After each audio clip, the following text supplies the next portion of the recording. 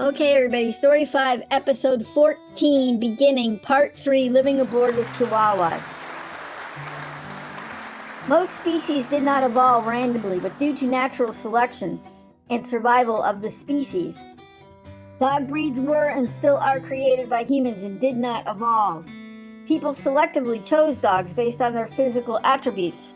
Evolution takes millions of years. Breeding takes a few generations because of the way the gene clusters exist in dogs.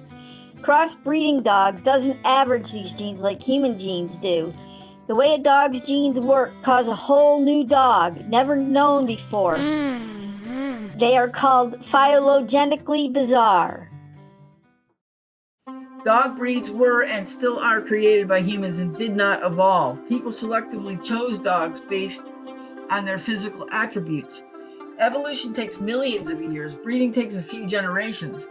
Because of the way gene clusters exist in dogs, crossbreeding dogs doesn't average these genes like human genes do.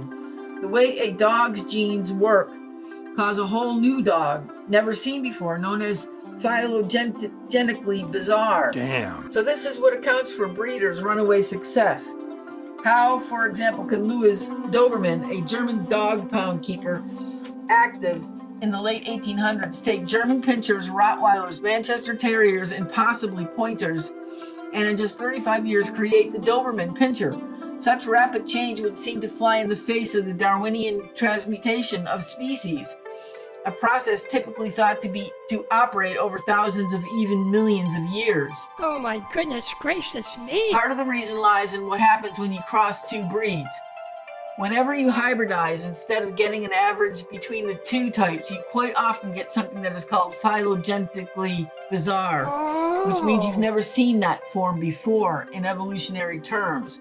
Breeders build on these novel traits, winding up with the stubby legs of the dachshund or the rumpled rug features of the Shar-Pei. All dogs have the same number of chromosomes. The difference we see physically come about because the sequences in the genes change. I never. In essence, dogs have an amazing ability to show different expressions of the same genes. Humans purposefully chose dogs for their desired traits that help them in their tasks and with their needs. And now back to Jazz.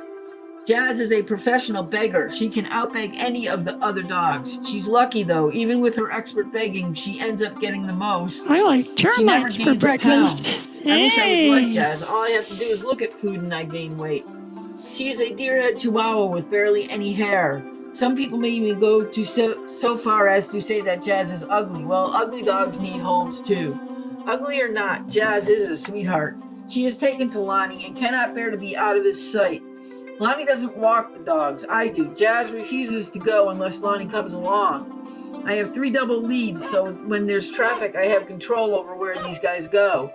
The only way to get Jazz to leave Lonnie's side is to leash her up. I take turns walking the dogs. First, I'll take the smaller dogs out without the leads, because they refuse to walk when tethered. So that means Chi, the Wah, and Dylan go first. Sassy goes with these 3 too, but she just lays on the dock. She refuses to go any further. Jazz, even though in the category of the small dogs, doesn't go with the small dogs. Her refusal to leave Lonnie forces me to leash her up with the remaining 3, Ella, Taco, and the wolf. She looks pretty silly dragging along with the big dogs, especially the meatball. After 2 winters in the Smoky Mountains, we began to realize our terrible mistake of trying to become mountain folk. Once a sailor, always a sailor. We were really ready for a dip in the deep blue sea. We began making arrangements to sell our house and the Borealis, our sailboat. Remember, we took her with us to Tennessee. Okay, everybody, Story 5, Episode 14, and Part 3, Living Aboard with Chihuahuas. After 2 winters in the Smoky Mountains, we began to realize our terrible mistake of trying to become mountain folk. Gosh darn it. Once a sailor, always a sailor. We were really ready for a dip in the deep blue sea. Don't say. We began making arrangements to sell our boat and the house.